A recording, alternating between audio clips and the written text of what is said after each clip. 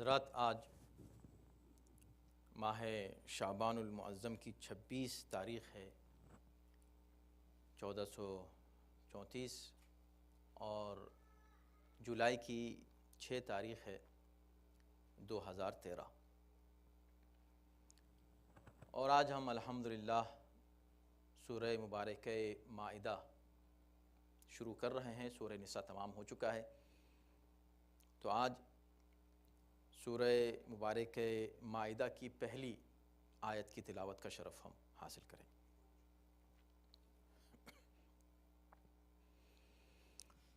اعوذ باللہ من الشیطان الرجیم، بسم اللہ الرحمن الرحیم، الحمد للہ رب العالمین والصلاة والسلام علی سیدنا ونبینا ومولانا ابی القاسم محمد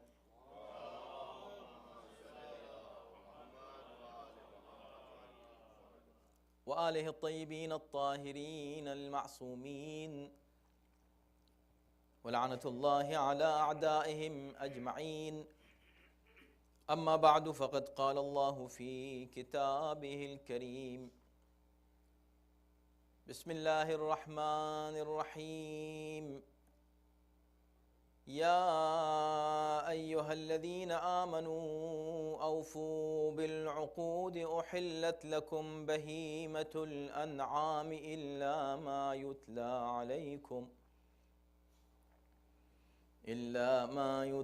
عليكم غير محل الصيد وأنتم حرم، إن الله يحكم ما يريد، صدق الله العلي العظيم۔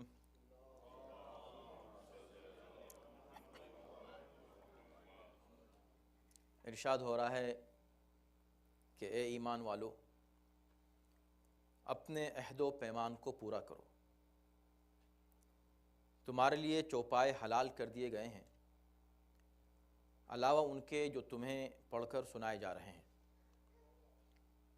مگر احرام کی حالت میں شکار کو حلال نہ سمجھ لینا، بے شک اللہ جو چاہتا ہے حکم دیتا ہے۔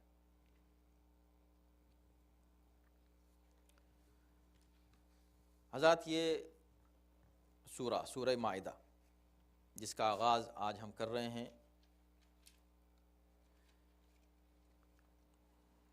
اور عجب اتفاق ہے کہ آج استقبال ماہ رمضان کے سلسلے میں بھی آپ حضرات جمع ہوئے ہیں، اور رمضان کا استقبال آپ سورہ مائدہ سے کر رہے ہیں۔ تو مائدہ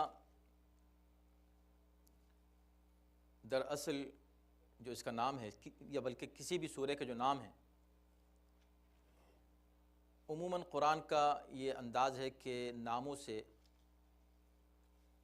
سورے کے مضمون سے کا کوئی تعلق نہیں ہوتا، یعنی ایسا نہیں ہے کہ اگر سورہ مائدہ ہے تو صرف کھانے پینے کا ذکر ہوگا پورے قرآن میں،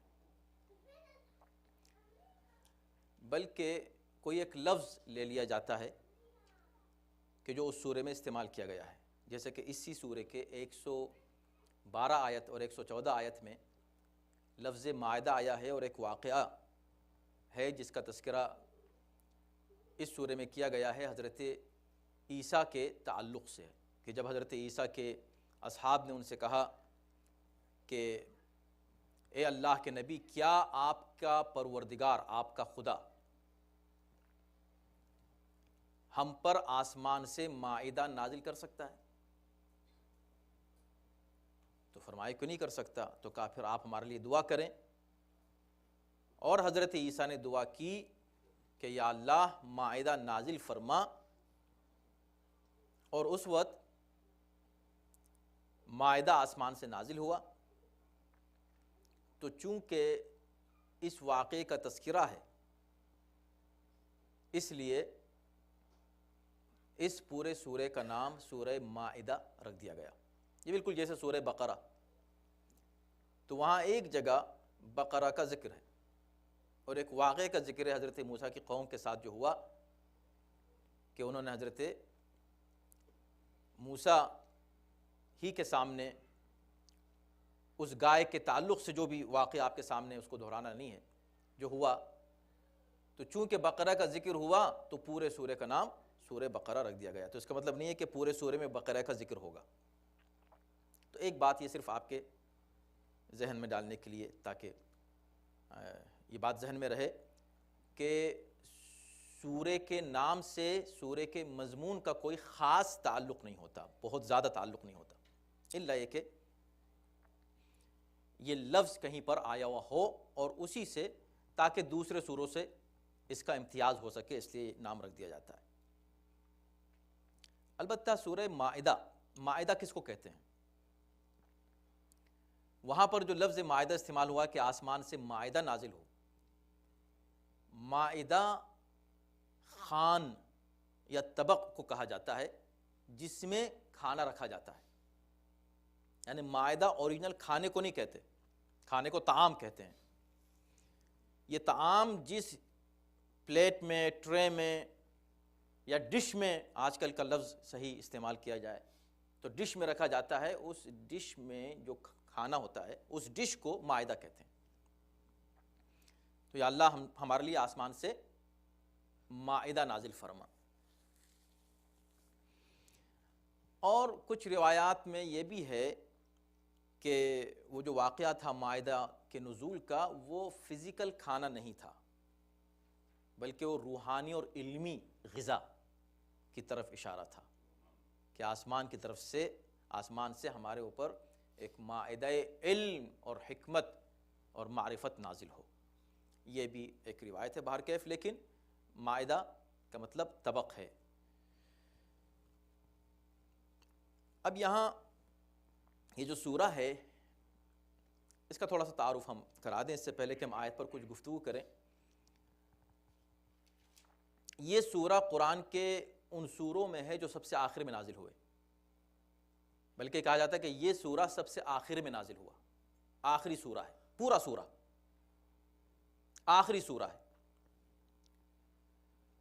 کچھ مفسرین نے کہا ہے کہ یہ صلح حدیبیہ کے بعد نازل ہوا، 6 ہجری.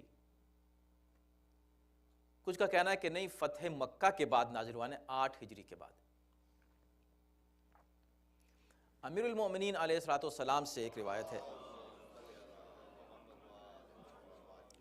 وہ فرماتے ہیں کہ پیغمبر اسلام کے انتقال سے، ان کی رحلت سے 3 مہینے پہلے یہ سورہ نازل ہوا ہے، تقریباً 3 مہینے پہلے نازل ہوا ہے. یہ امام کا ارشاد ہے.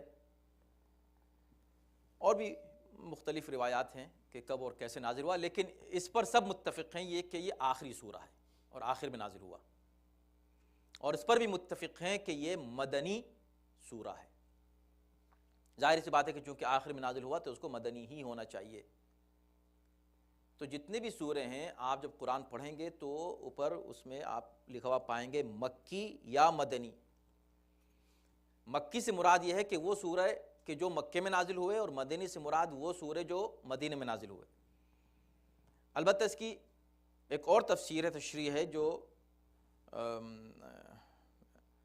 آپ کے ذہن میں رہنی چاہیے، اور وہ یہ کہ مدینے اور مکے میں نزول کا مطلب یہ نہیں کہ مکے کے اندر نازل ہوئے اور مدینے کے شہر میں اندر نازل ہوئے. اس لیے کہ بہت سی آیتیں ایسی ہیں کہ جو نہ مکے میں نازل ہوئیں نہ مدینے میں، جن میں خود یہ سورہ ہے. یہ جو سورہ ہے یہ نہ مکے میں نازل ہوا نہ مدینے میں، مگر مدنی ہے. یہ سورہ نازل ہوا ہے مکے اور مدینے کے درمیان.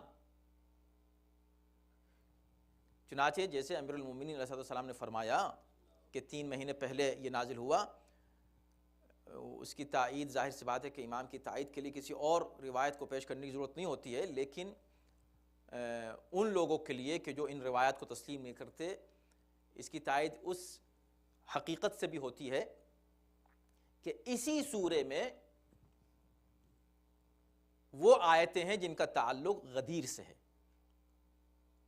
یا ایھا الرسول بلغ ما انزل الیک من ربک وَإِن لَّمْ تَفْعَلْ فَمَا بَلَّغْتَ رِسَالَتَهُ، یہ اسی سورے میں ہے۔ اس سے بھی زیادہ واضح جو آیت ہے جس سے ظاہر ہوتا ہے کہ وہ آخری آیت ہے اور ہونی چاہیے، ورنہ اس کا مضمون وہ نہیں ہونا چاہیے جو ہے، وہ ہے الْيَوْمَ أَكْمَلْتُ لَكُمْ دِينَكُمْ، آج میں نے تمہارے لیے تمہارے دین کو مکمل کر دیا۔ تو دین کی تکمیل کی سند شروع میں نہیں آئے گی، بیچ میں نہیں آئے گی، آئے گی تو آخری میں آئے گی، یعنی جب دین مکمل ہو گیا تو اب اس کے بعد اب کچھ نہیں آنے والا ہے، دین مکمل ہو چکا ہے۔ وہ آیت بھی اسی میں ہے، اور اتفاق سے ابھی آپ اس کو سماعت فرمائیں گے کہ وہ آیت جس سیاق و سباق میں ہے وہ کچھ لوگوں کو کنفیوز کرتی ہے، اس پر انشاءاللہ گفتگو کریں گے جب وقت آئے گا۔ ابھی تو ہم صرف اس سورہ کا تھوڑا سا تعارف کرا رہے ہیں کہ سورہ کیا ہے۔ تو اس کا مطلب یہ ہوا کہ یہ آیت نازل ہوئی ہے حجۃ الوداع کے موقع پر غدیر میں، کہ جو ایک ایسی جگہ تھی جو نہ مکے میں ہے پورے طور پر اور نہ مدینے میں ہے پورے طور پر۔ تو پھر مدنی اس کو کیسے کہیں گے، یہ ہے پوائنٹ۔ تو ہر وہ سورہ کہ جو اس زمانے میں نازل ہوا جب پیغمبر اسلام مکے میں تھے ہجرت سے پہلے، جو بھی آیت اس وقت نازل ہوئی وہ آیت یا وہ سورہ مکی ہے۔ ہجرت کے بعد جتنا بھی قرآن نازل ہوا، جتنی بھی آیتیں آئیں، وہ ساری آیتیں مدنی ہیں۔ یہاں تک بھی کہا ہے مفسرین نے کہ حد یہ ہے کہ اگر مکے میں بھی کوئی آیت نازل ہوئی ہے تو بھی اس کو مدنی کہا جائے گا، اس لیے کہ ہجرت کے بعد نازل ہوئی ہے۔ تو مکی اور مدنی کی تقسیم جگہ کے حساب سے نہیں ہے، مکان کے اعتبار سے نہیں ہے، زمان کے اعتبار سے، جگہ کے لحاظ سے نہیں، ٹائم کے لحاظ سے۔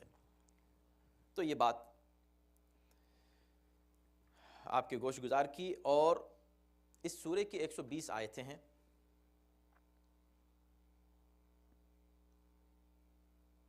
اس سورہ مبارکہ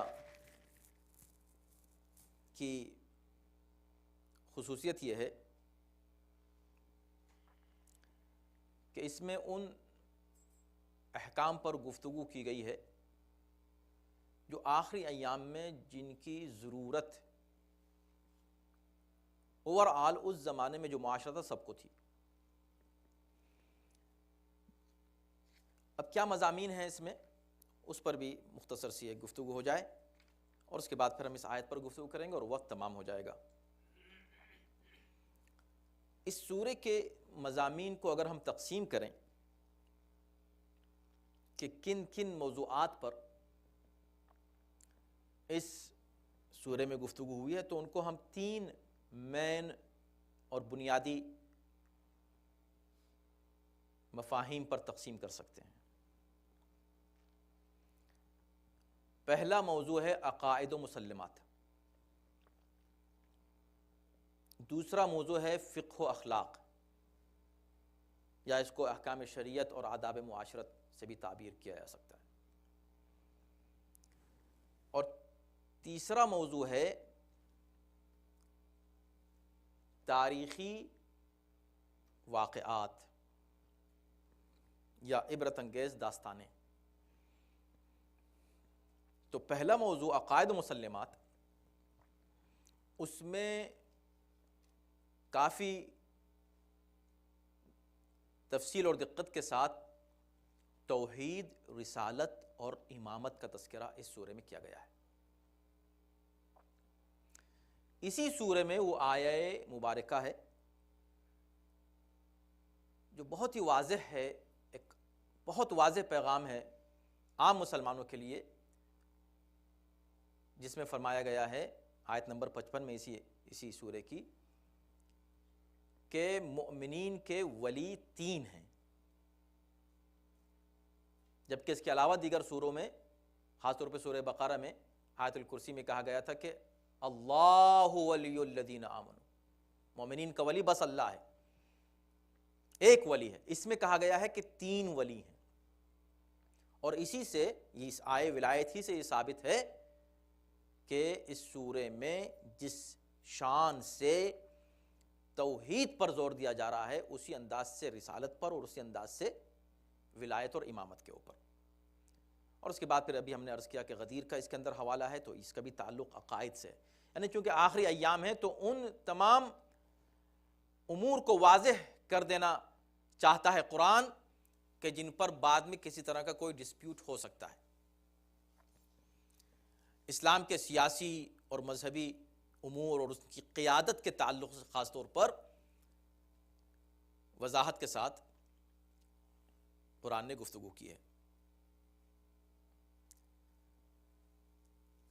بیچ میں ایک بات صرف عرض کر دی جائے اور موقع جب انشاءاللہ آگے آئے گا تو ہم اس پر بات کریں گے کہ جب ابھی ہم نے یہ کہا کہ اس سورے میں توحید و رسالت اور امامت پر ہم نے ایک لفظ استعمال کیا وضاحت سے گفتگو کی. وضاحت یعنی ایکسپلین کیا ہے. تو ہو سکتا ہے کہ کوئی یہ کہے اور خدا آپ کے ذہن میں یہ سوال آ رہا ہو کہ یہ لفظ کیسے آپ نے استعمال کیا کہ ایکسپلین کیا ہے. ایکسپلین تو جب کرتا کہ جب اس میں نام لیا جاتا. تو کہ دیکھیں نام تو اللہ نے رسول اللہ کبھی نہیں لیا کہیں. پورے قرآن میں 4 جگہ نام آیا ہے. بہت سے لوگ کہتے ہیں کہ حضرت علی کا نام کیوں نہیں لے لیا؟ اگر غدیر کا تعلق حضرت علی سے تھا، اگر آئے ولایت حضرت علی کے تعلق سے ہے تو نام کیوں نہیں لیا؟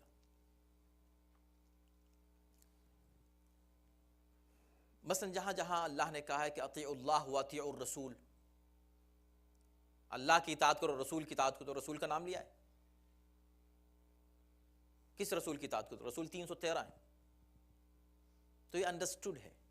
تو جو چیز obvious ہو اس کو ایکسپلین کرنے کے لیے اتنی ہی بات کہی جاتی ہے جتنا ضروری ہے. اسی کو کہتے ہیں ایکسپلین کرنا.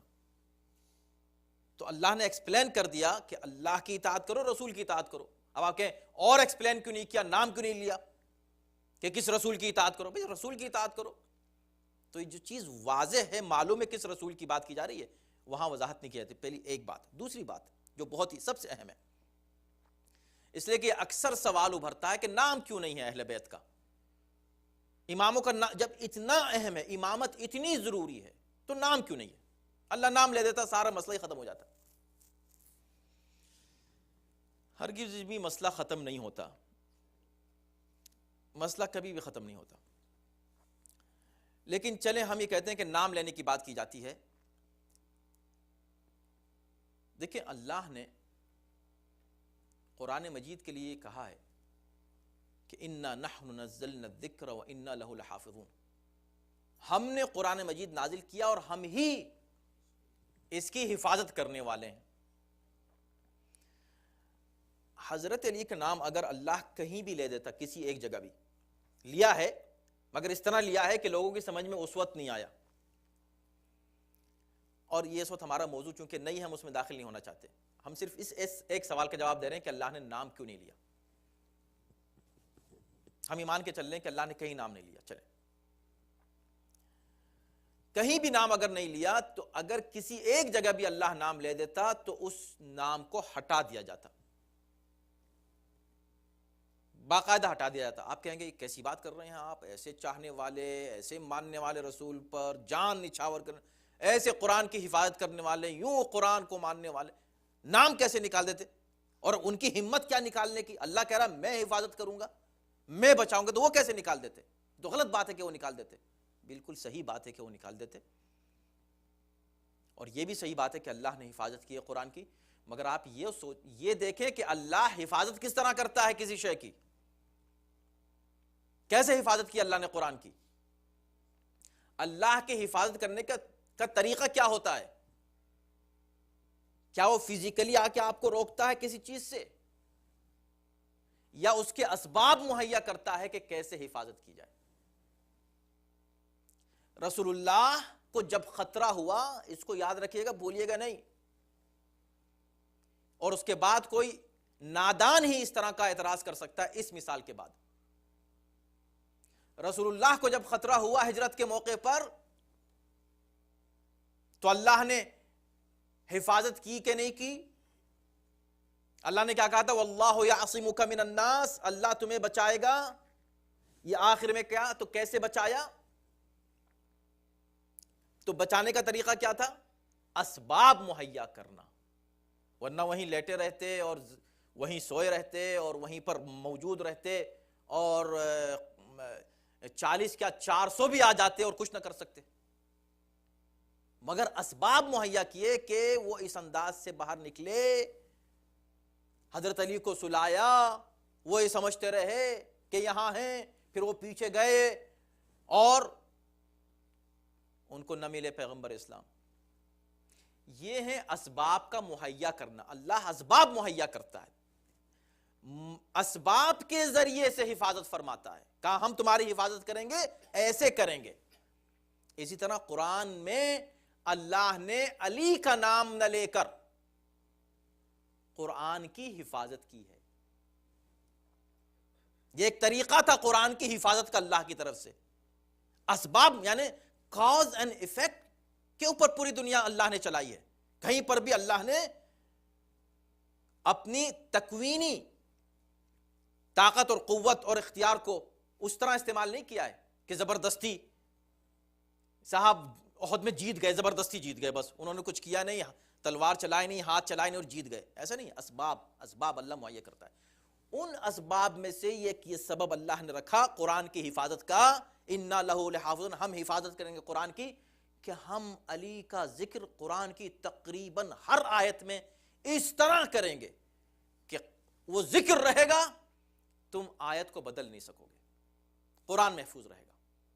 تو قرآن محفوظ رہا، مگر جگہ جگہ اہل بیت کا تذکرہ ہے.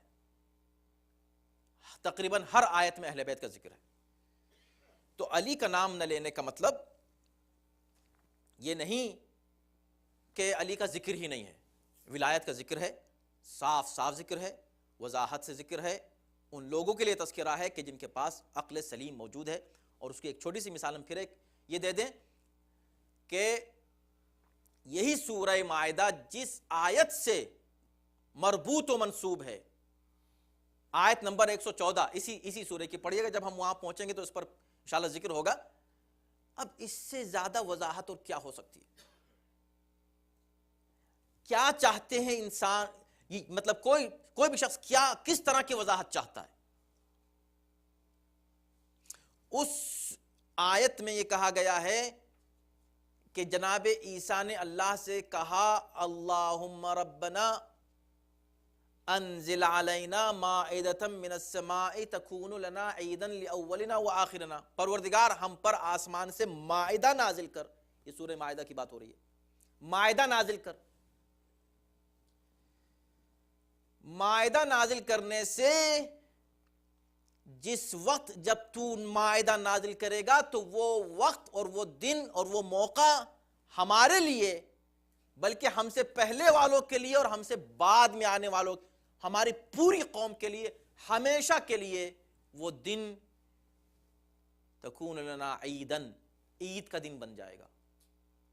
سوچنے کی بات ہے. میں مسلمانوں سے پوچھنا چاہتا ہوں، مفسرین سے پوچھنا چاہتا ہوں، علماء سے پوچھنا چاہتا ہوں، وہ دن کہ جس دن آسمان سے ایک خوان نازل ہو جائے، طعام نازل ہو جائے، کھانا نازل ہو جائے، مائدہ نازل ہو جائے، وہ دن تو پوری قوم کے لیے حضرت عیسیٰ کی عید بن جائے. اس کا ذکر کیوں کرنا؟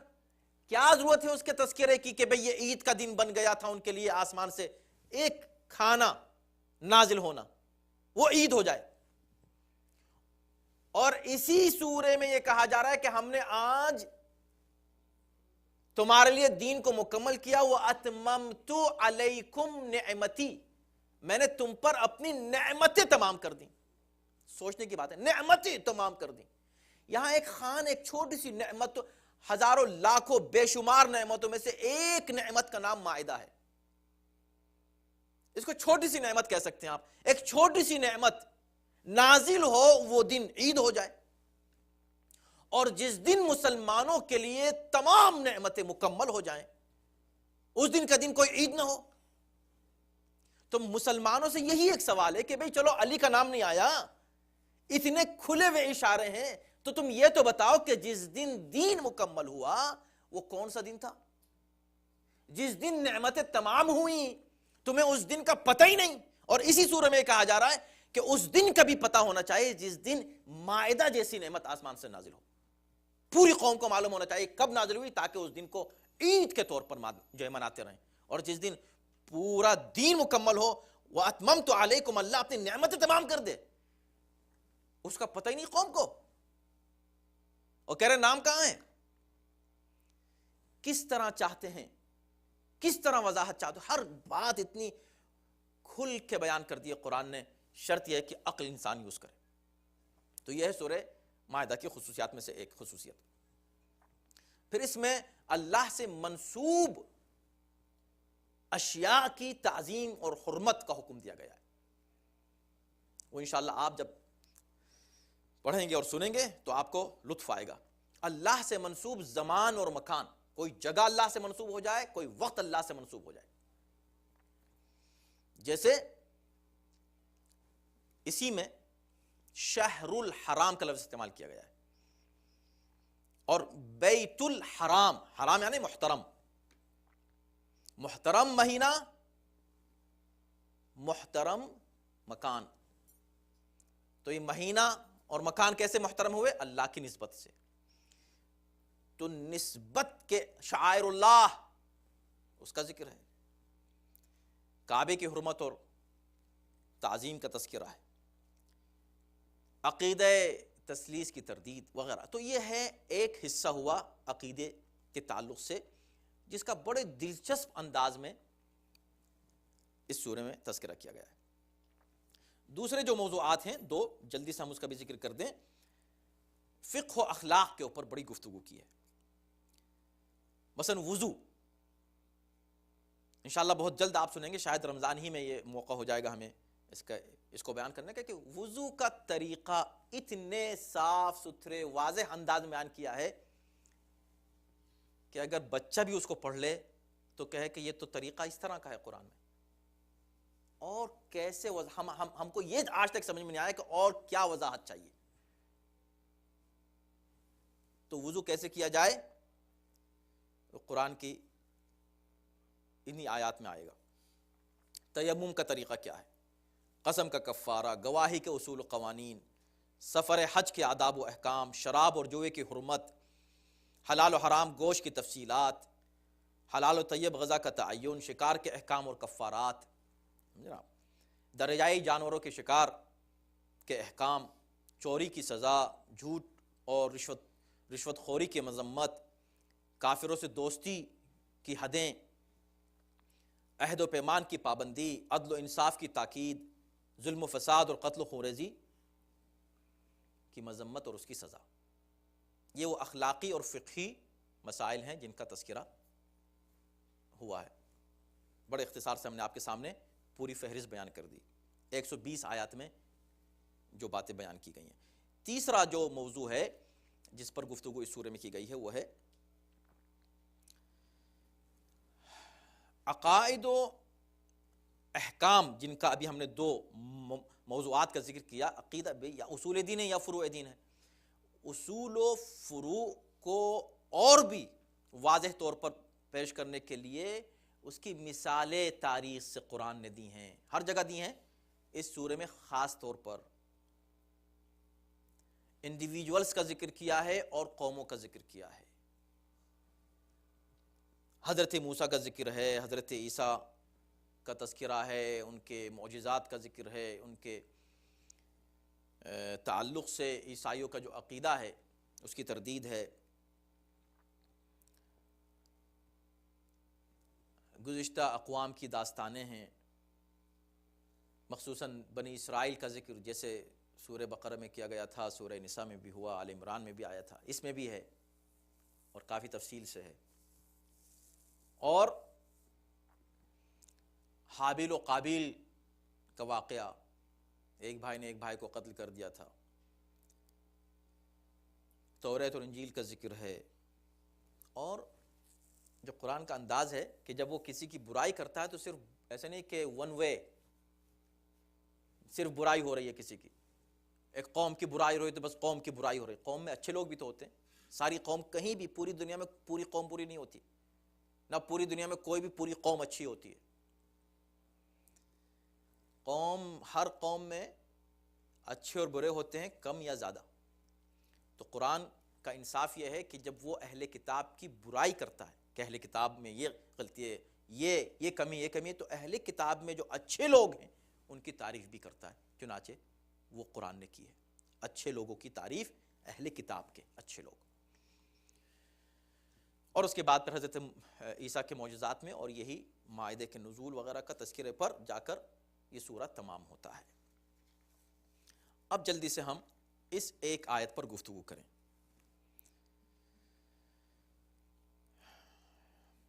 آیت شروع ہوتی ہے بسم اللہ الرحمن الرحیم سے، بلکہ سورہ شروع ہوتا ہے بسم اللہ الرحمن الرحیم سے. اور مکتب اہل بیت میں بسم اللہ ہر سورے کا جز ہے. دیگر افراد اس کو جزء سورہ نہیں مانتے.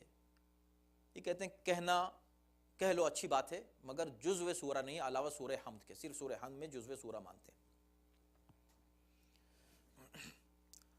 ہم یہ کہتے ہیں کہ نہیں، ہر سورے کا حصہ ہے، ایک مستقل آیت ہے. لیکن بہر کیف اب آپ جو قرآن آپ دیکھ رہے ہیں اس میں آیت کا نمبر صرف سورہ حمد میں بسم اللہ الرحمن الرحیم کو نمبر 1 آیت مانا گیا ہے. باقی بسم اللہ اور اس کے بعد کی جو آیت ہے اس کو پہلی آیت مانا گیا ہے.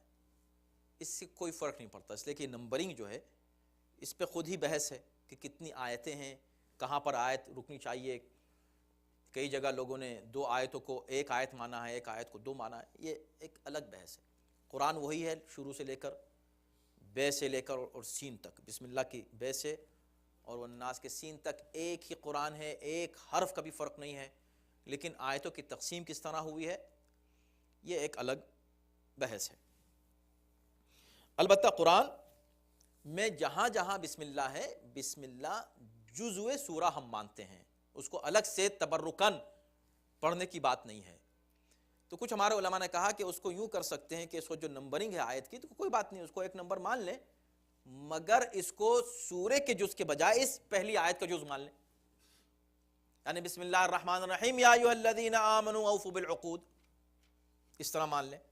لیکن ماننا ہے اس کو سورے کا جز. یہی وجہ ہے کہ ہمارے یہاں تاکید ہے والجہر بسم اللہ الرحمن الرحیم. امام حسن عسکری علیہ السلام سے جو روایت ہے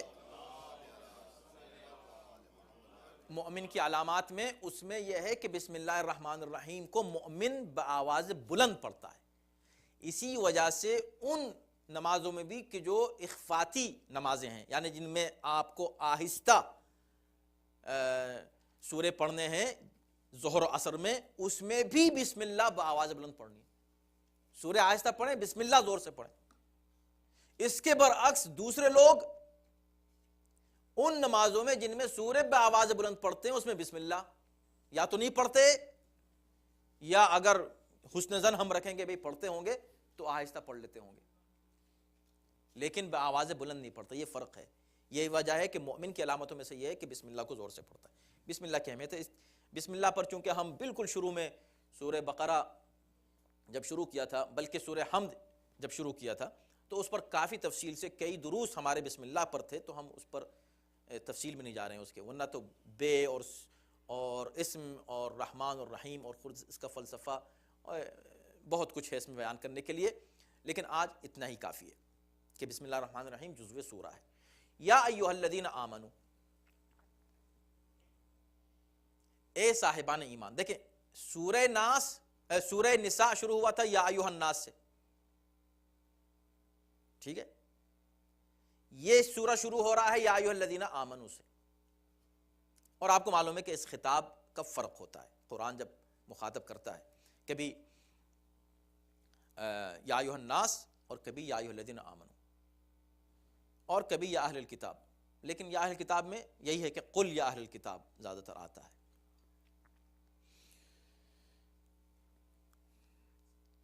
اوفوا بالعقود.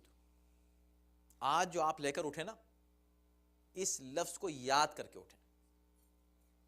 اس کو دہرائیں، 3-4 مرتبہ دہرائیں. اوفوا بالعقود، اوفوا بالعقود. اوفو بالعقود. یہ اس لیے ہے کہ یہ لفظ اوفو بالعقود قرآن مجید کے ان چند اہم بنیادی قوانین و قواعد میں سے ہے کہ جس پر آداب معاشرت اور علم اخلاق کی عمارتیں قائم ہیں اس بنیاد پر. آپ کو یاد ہے اس سے پہلے بھی ہم نے عرض کیا تھا کہ ہر ہفتے کم سے کم ایک آیت یا آیت کا کوئی ایک حصہ یاد کر لیا کریں, عربی میں, ٹرانسلیشن نہیں, عربی میں یاد کر لیا کریں. پورا 7 دن ملتے ہیں, کوئی مشکل نہیں, 10 مرتبہ دہرایا ماشاءاللہ آپ ذہین یاد کر سکتے ہیں. جیسے اس سے پہلے بھی ایک لفظ آیا تھا کہ واقعاً اگر صرف وہی ایک لفظ یا کہ یہ 2 لفظوں کا ایک جملہ چھوٹا سا, وَالصُّلْحُ خَيْرٌ, وَالصُّلْحُ خَيْرٌ, کسی بھی کنفلکٹ میں قرآن کا ایک فیصلہ ہے اور ایک بنیادی فارمولہ ہے کہ کچھ بھی ہو جائے صلح میں بہتری ہے. ہمیشہ کنفلکٹ میں, جنگ میں بہتری نہیں ہے, لڑائی میں بہتری نہیں ہے, صلح میں. وَالصُّلْحُ خَيْرٌ. جب فیملی ایشوز پر گفتگو ہو رہی تھی سورہ نساء میں اور طلاق کے مسائل پر بات ہو رہی تھی تو اس میں یہی بات آئی تھی, وَالصُّلْحُ خَيْرٌ. طلاق آخری ایک مرحلہ ہے لیکن صلح بہتر ہے. اسی انداز سے اوفو بالعقود. اوفو بالعقود پر وقت تمام ہو رہا ہے ہمارا, اور ہم صرف اوفو بالعقود پر تھوڑی سی گفتگو کر کے بات کو ختم کر دیں گے, اس لیے کہ ویسے بھی آیت میں اتنا ہی ہے. اس کے بعد دوسری آیت پر انشاءاللہ آئندہ ہفتے گفتگو کریں گے. تو اوفو بالعقود یعنی اے صاحبان ایمان اپنے عہد و پیمان کو پورا کرو. عقود عقد کی جمع ہے. عقد عربی میں, لٹریچر میں کسی شے کے 2 سائڈز کو ملا کر باندھ دینا مضبوطی سے, اس کو کہتے ہیں عقد. اسی کو اردو میں گرہ کہتے ہیں, گرہ لگانا. گرہ لگانے کو عقد کہتے ہیں. اسی سے وہ ایک لفظ ہے ارباب حل و عقد. کسی قوم کے جو لیڈرز ہوتے ہیں انہیں ارباب حل و عقد کہتے ہیں. حل یعنی گرہ کو کھولنا, عقد یعنی گرہ لگانا. تو یہ وہ لوگ ہیں کہ جو فیصلے کرتے ہیں, اہم فیصلے کرنے کو حل و عقد کہتے ہیں. تو عقد نام ہے باندھنے کا, مضبوطی سے باندھنے کا. اور بعض روایات میں عقد ہی کو عہد کہا گیا ہے. عہد, کویننٹ یا ایگریمنٹ. لیکن دونوں میں فرق یہ ہے کہ عہد عام ہے, عقد وہ عہد ہے جو مضبوط ہو. اسی لیے نکاح کو, شادی کو عقد کہا جاتا ہے, عقد نکاح. یہ وہ عقد ہے کہ جو مضبوطی سے بندھ گیا ہے ایک دوسرے سے. اسی طرح جو دوسرے معاملات ہیں, تجارت کے معاملات ہیں, اقتصادی مسائل ہیں, سیاسی مسائل ہیں, اس میں بہت سے ایگریمنٹس ہوتے ہیں. ان تمام ایگریمنٹس کو عقد کہا جاتا ہے. یہ عقود ہیں. اسلام عقد کے معاملے میں, پرومس کے معاملے میں, ایگریمنٹ کے معاملے میں انتہائی تاکید سے حکم کرتا ہے اور ایک جنرل حکم نافذ کرتا ہے کہ اوفو بالعقود. اے صاحبان ایمان تم نے جو بھی معاہدے کیے ہیں ان کو پورا کرو. اب یہ معاہدے کسی بھی طرح کا معاہدہ ہو سکتا ہے. آپ نے جو عہد کیا ہے, جو پرومس کیا ہے, آپ نے جو ایگریمنٹ کیا ہے, اس کو پورا کرو. یہ کم سے کم 2 طرح کا ہو سکتا ہے. ایک وہ جو تم نے اللہ سے کیا ہے, ایک وہ جو تم نے بندوں سے کیا ہے. اللہ سے کیے ہوئے عقد کو ایمان کہتے ہیں. اسی سے عقیدہ ہے, اسی عقد سے عقیدہ ہے. کیوں؟ اس لیے کہ ہم نے اللہ سے عقد کیا ہے، یہ عہد کیا ہے، ہمارے کچھ عقود اللہ سے ہوئے ہیں، اسی طرح کچھ ہمارے ایگریمنٹس بندوں سے ہیں۔ تو اس کا مطلب یہ ہے کہ اس اوفو بالعقود کے، دیکھیں چھوٹے سے 2 لفظ پر مشتمل ایک جملے میں پورا دین آ جاتا ہے، پورا اسلام، حقوق اللہ، حقوق العباد۔ اور اختتام پر ہم کو یہ روکنا ہے کہ فقہی جو بڑی کتابیں ہیں، بڑے مباحث ہیں، جو درس خارج کی کتابیں، ان میں جب فقہی مسائل اور مباحث پر مجتہدین گفتگو کرتے ہیں تو علم فقہ اور علم اصول کے بنیادی قواعد میں سے اہم ترین یعنی تقریباً ہر جگہ اوفو بالعقود کے حوالے ضرور آتے ہیں، اور اس میں 1 2 10 نہیں، 20 بلکہ شاید زیادہ پہلو صرف ان 2 لفظوں میں نکلتے ہیں، اوفو بالعقود میں۔ اگر آپ صرف یہ سنیں کہ بھئی اوفو بالعقود پر مجتہدین کس طرح گفتگو کرتے ہیں تو آپ کو حیرت ہوگی۔ بڑے بڑے مسائل میں اوفو بالعقود اور اس کے 10 پہلوؤں پر اور اس کے 10 ایکسپرٹس پر گفتگو کرتے ہیں۔ ظاہر ہے کہ ہم اس ڈیٹیل میں نہیں جائیں گے، لیکن قرآن مجید میں 500 آیتیں ہیں جنہیں آیات الاحکام کہا جاتا ہے، 500، اور صرف انہی 500 آیتوں پر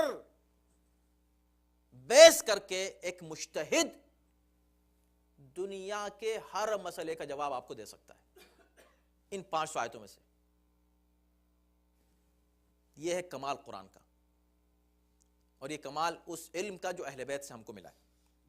تو اوفوا بالعقود، اے صاحبان ایمان، اپنے عہد کو پورا کرو۔ اور آخر میں اب اسی سے مربوط ایک دوسرا فقہی حکم دیا گیا ہے کہ ہم نے تمہارے لیے چوپائے حلال کر دیے گئے۔ اس بات سے کیا تعلق ہے انشاءاللہ ہم اگلے ہفتے میں اس پر گفتگو کریں گے کہ تمہارے لیے چوپائے حلال کیے گئے ہیں، الا ما یتلی علیکم، علاوہ ان کے جو تم کو پڑھ کر اب ہم سنائیں دیں گے۔